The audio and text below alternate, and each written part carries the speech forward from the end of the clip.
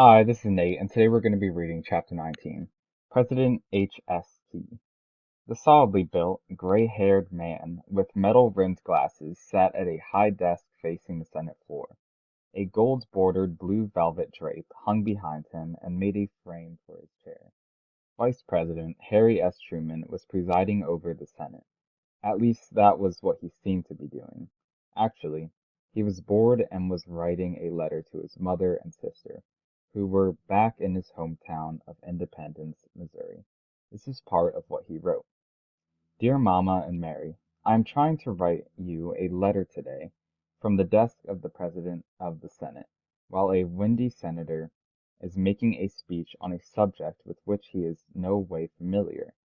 Turn on your radio tomorrow night at 9:30 your time. I think I'll be on all the networks. I'll be followed by the president, whom I'll introduce. It had amazed almost everyone, including Truman, when he was asked to be the vice president. He hardly knew FDR. Some said it was the Democratic National Committee that selected Harry Truman, that the other candidates considered were all controversial. Truman didn't seem to have any enemies, but he didn't have many enthusiasts either. He had become a senator at age 50. He'd fought in the Great War and had tried a number of jobs. He'd been a farmer and a men's store owner, but the store failed and he wasn't very successful at anything until he got into politics, first as a postmaster and then as a country official. He was a bookish sort, with an outstanding knowledge of history. Quiet, honest, likable, and fair-minded, although he sometimes lost his temper. It was as head of a Senate committee investigating military contracts that he had impressed people, including Roosevelt. His committee probably saved the government billions of dollars. And we actually have a picture over here, and its caption says, Harry Truman was a likable, honest, and hard-working senator from Missouri when he was nominated as FDR's running mate in 1944. So, moving on to the next page. When the windy senator finally finished, Truman went to visit his old friend, the Speaker of the House of Representatives, Texan Sam Rayburn. Rayburn's office was a gathering place where congressmen relaxed and gossiped.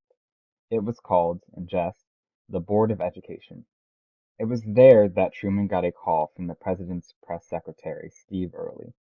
He was to come to the White House at once. Early's voice had an urgent tone. Truman headed through the underground passage to the Senate office building.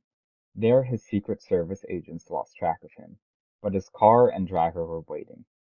As he drove the 15 long blocks to the White House, he guessed that the president had flown in from Georgia and wanted him for something ceremonial. Upstairs at the White House, he learned differently. Eleanor Roosevelt put her hand on his shoulder and said softly, Harry, the president is dead. For a moment he could say nothing. Then he asked if there was anything he could do for her. Is there anything we can do for you? She answered. You are the one in trouble now. And down here we have another picture. Its caption says, 2 hours after receiving word that FDR had died, Harry Truman was sworn in as President of the United States, with his wife and daughter looking on. So that was chapter 19. I hope you guys enjoyed.